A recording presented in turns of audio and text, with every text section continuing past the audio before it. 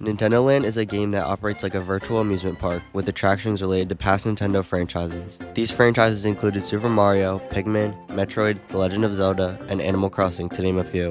It was a very charming and exciting way for people to experience the Wii U's new capabilities with the gamepad. Despite being a launch title, it was amazingly crafted to make people have fun and enjoy playing together. The support for up to 5 players made multiplayer a very fun and engaging experience from start to finish. Today, I'll be looking back at Nintendo Land and discussing why, from the charming visuals to the upbeat vibe, this game is still one of my favorite games of all time. If you're cool with that, then let's get started.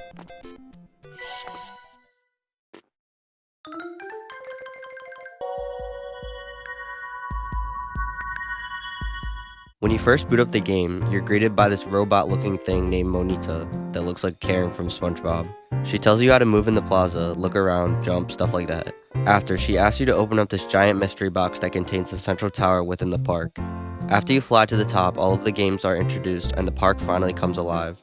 The colorful and bright atmosphere makes me feel good and the music has a catchy tune. You can change the time of day in the park, which I thought was a cool feature because it also changes the music as well.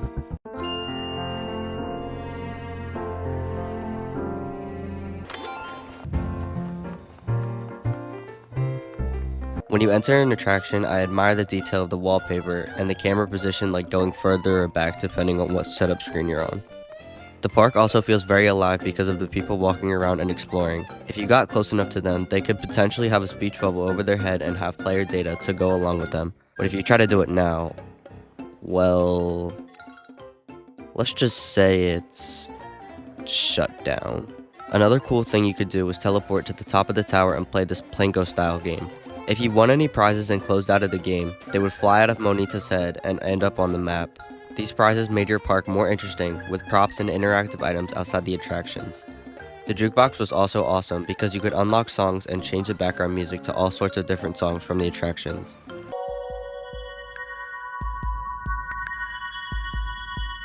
The games in Nintendo Land put a fresh new spin on beloved titles by innovating new ways to play with the gamepad. All of the multiplayer games often include up to 4 players on the TV, while 1 player controlled the gamepad, either working with or against the other 4. The solo games involved the single player using the gamepad on its own, or incorporated an aspect with a TV in play. Starting with the competitive attractions, we have Mario Chase, Luigi's Ghost Mansion, and Animal Crossing Sweet Day. Mario Chase is a tag-let game involving Mario and the Toads. Mario is given 10 seconds to run away from the Toads and run across a map filled with obstacles such as hills, mud, and slides. After 10 seconds, the Toads are all able to chase after Mario and catch him. All Toads are able to see how many meters away they are from Mario unless you are under 10 meters away, for which it displays that you are either very close or nearby, I kinda forget. Mario has a speed advantage and a map on the gamepad screen, which makes it easier to potentially get out of situations where Toads are coming from certain directions. After 1 minute, a star will appear in the center of the map. If Mario gets this power up, he is able to run into the Toads and bat them around without getting caught. Depending on the amount of players, the stage can either shrink or expand. If there is only 1 Toad chasing after Mario, Yoshis will be added to stun Mario. The game ends when either Mario survives before the time is up or a Toad has tackled him before the time expires. Luigi's Ghost Mansion is a suspenseful hunting-like game involving ghost hunters and a ghost. The ghost is invisible unless revealed in light during lightning strikes and only lose health from the ghost hunters or the helpers' flashlights. The objective of the ghost hunters is to exterminate the ghost, and the objective of the ghost is to eliminate all ghost hunters. The ghost can sneak up behind a player to temporarily eliminate them. After a teammate is down, someone can use the light from their flashlight to revive them. Occasionally, the ghost hunters' flashlights will die and will need to be recharged. Batteries will spawn and recharge the flashlight. If a large battery spawns, it gives a much more wide and powerful shine.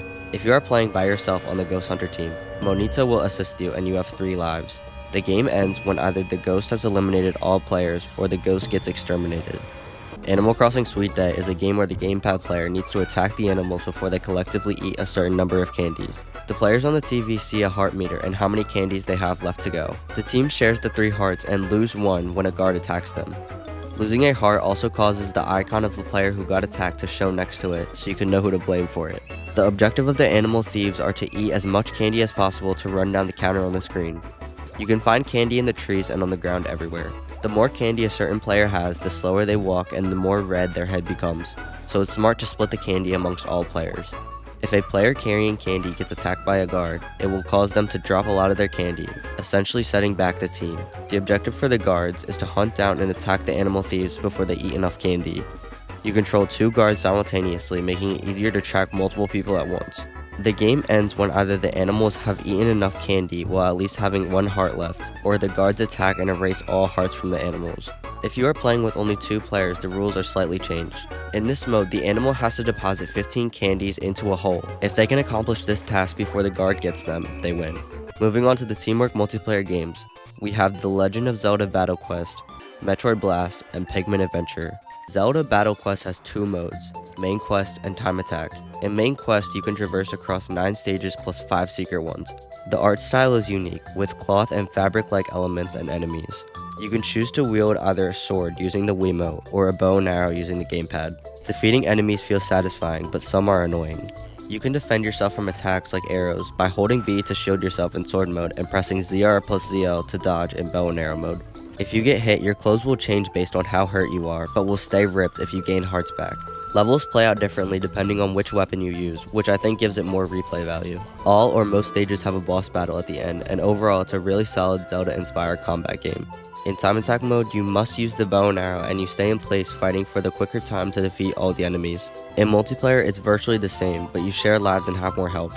Metroid Blast is a survival type game where you can either choose to fight on foot or in a UFO type vehicle, outwitting and outlasting your enemies. This game has 3 modes, which are Assault Mission, Surface Air Combat, and Ground Battle.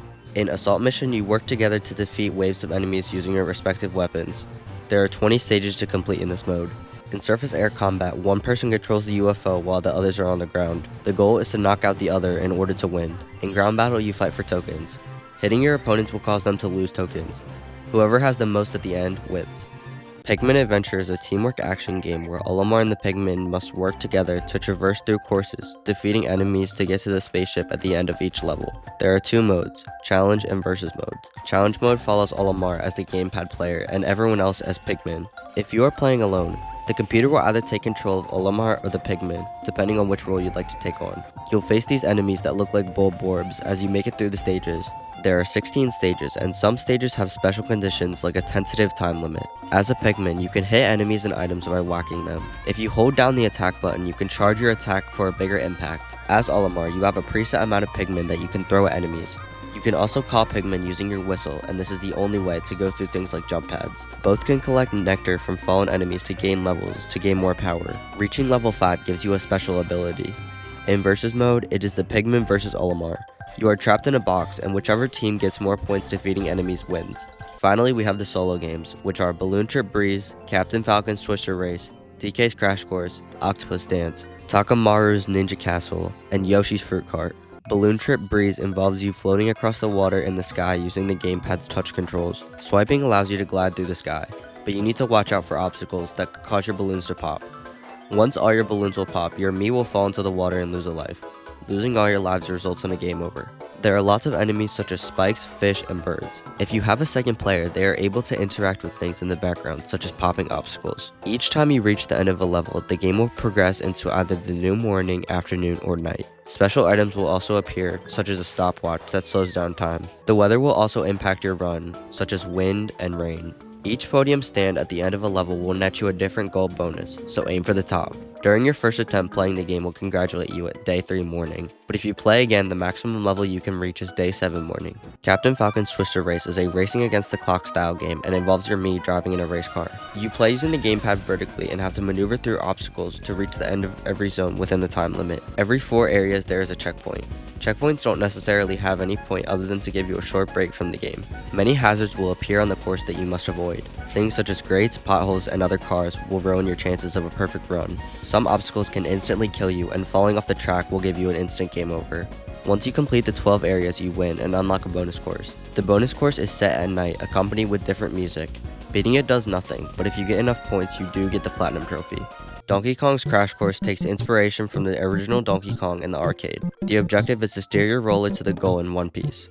You must conquer obstacles in the way to make it to the end. Some obstacles are interactive, where you have to push a button, rotate the control stick, or blow into the mic.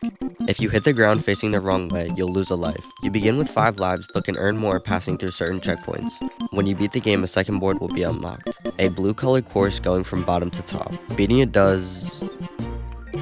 Actually, I don't know what beating it does because I sucked at it and I didn't finish it. Octopus Dance is a memorization game set under the sea. The faceless being on the left will perform a sequence. You'll then have to repeat that sequence exactly. If you miss a section of the sequence, you'll lose a heart. If you lose all your hearts, you'll get dragged away by the octopus and you'll get a game over. Obstacles such as ink covering the screen, speeding up the sequence, or reversing the left and right controls will occur.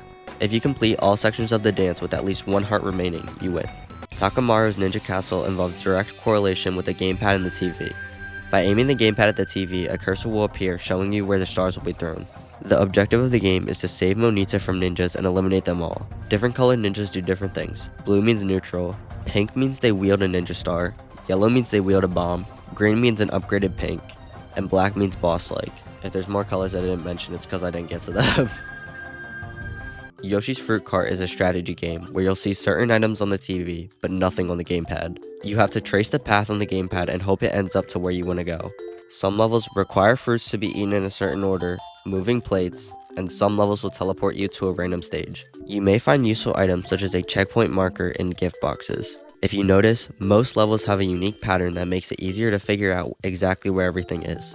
Once you beat the 20th level, you win.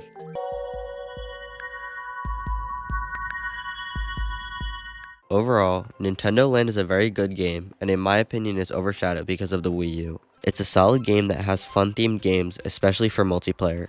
The charming aesthetic of the game makes it memorable, and the bonus levels and stages keeps it refreshing. If you guys enjoyed this video and you want to see more, be sure to subscribe, and I'll see you guys next time.